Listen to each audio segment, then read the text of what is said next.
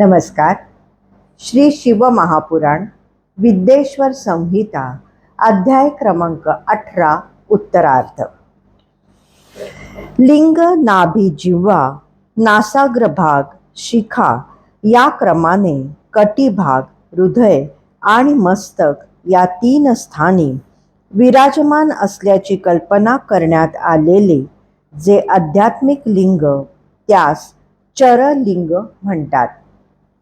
आपल्या अंगावर धारण करतात ते आणि दुसरीकडे नेता येते तेही चरलिंगच होय. चरलिंगात सर्वप्रथम रसलिंगाचे वर्णन करण्यात येते. हे लिंग ब्राह्मणांना सर्व अभिष्ट वस्तू देणारे आहे. शुभकारक बाणलिंग क्षत्रियांना राज्य मिळवून देते. सुवर्णलिंग वैश्यांना कुबेरा समान ऐश्वर्य प्राप्त करून देते. सुंदर लिंग शूद्रांना शुद्ध करणारे आहे.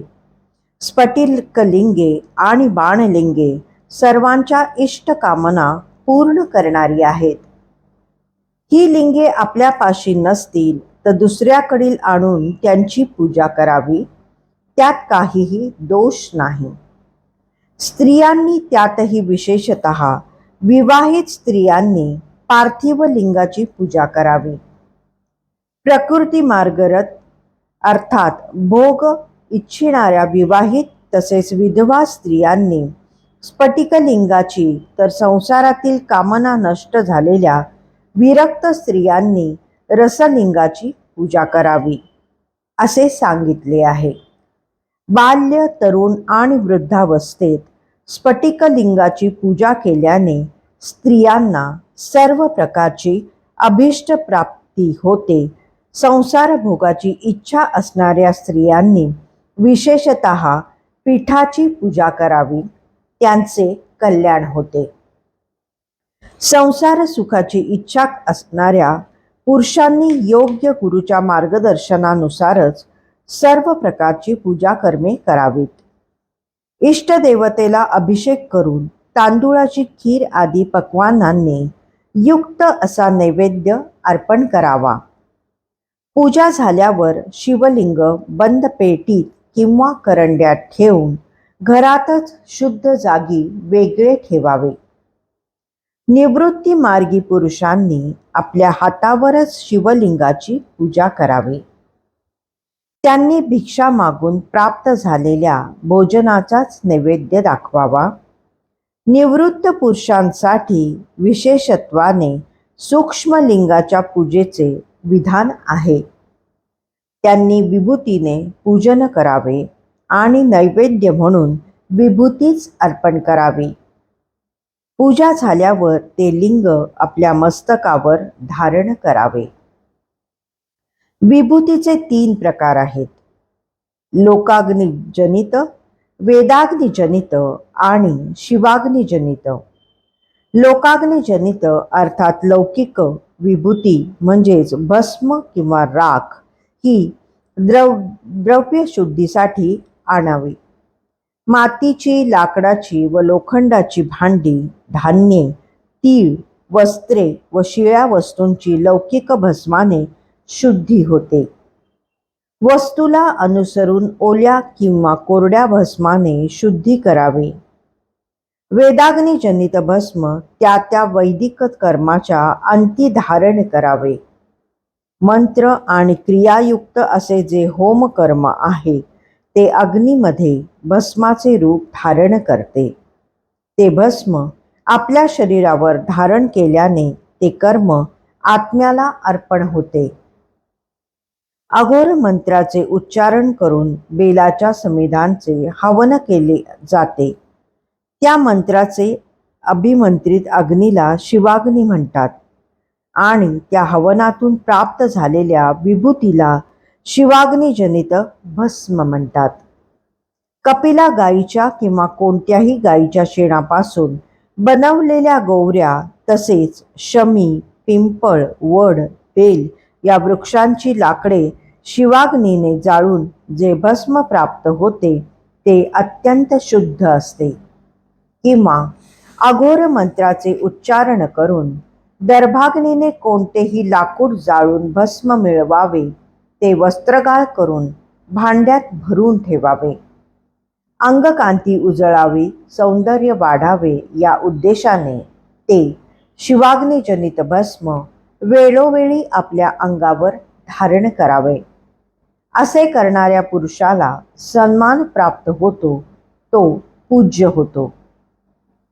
ज्याप्रमाणे जठराग्नी भक्ष्य, भोज्य आदी पदार्थांना जाळून त्यातून प्राप्त झालेले सारतत्व ग्रहण करतो आणि त्या योगे स्वदेहाचे पोषण करतो, त्याप्रमाणे शिवजींनीही आपल्या अधीन असलेल्या प्रपंचाला जाळून त्याचे सारभूत तत्व भस्मरूपाने आपल्या शरीरावर धारण केले आहे. त्यांची विभिन्न अंगे ही सुद्धा विभिन्न वस्तूंच्या साररूप तत्वापासून बनलेली आहेत.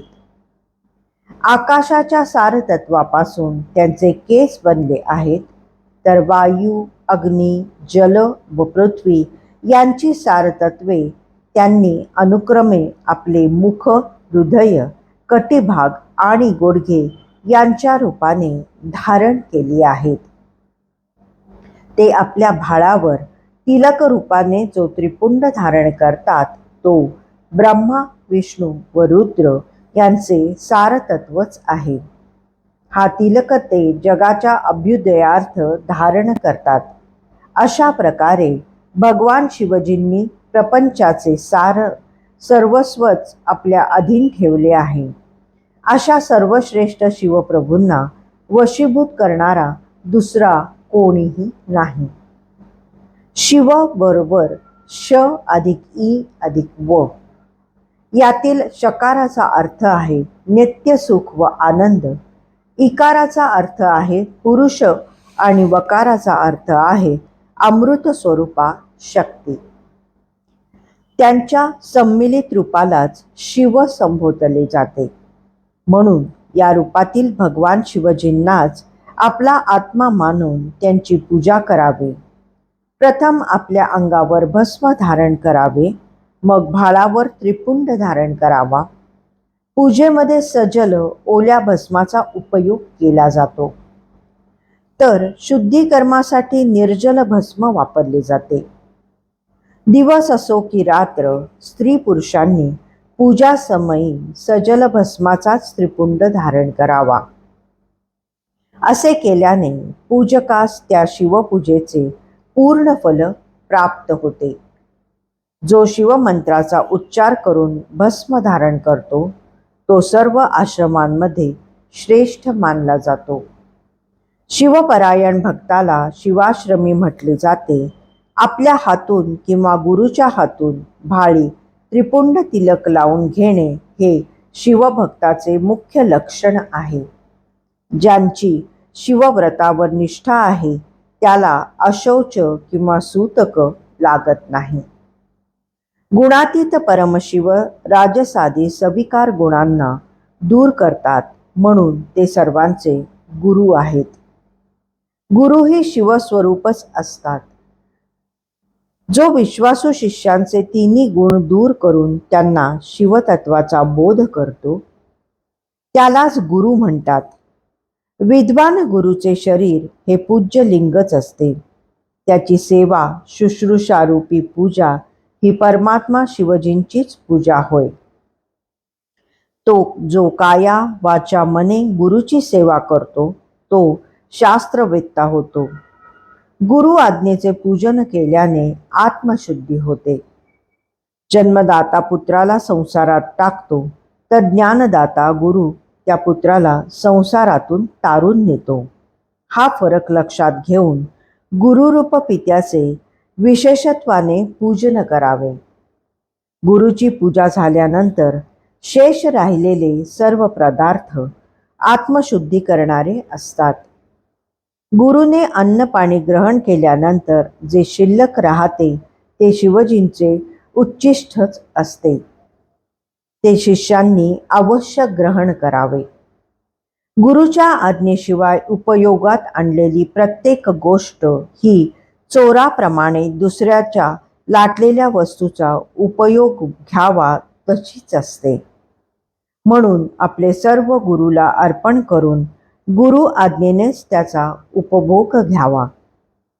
आपल्या गुरुपेक्षाही कोणी विशेष ज्ञानी असेल तर त्यालाही प्रयत्नपूर्वक गुरु करावे.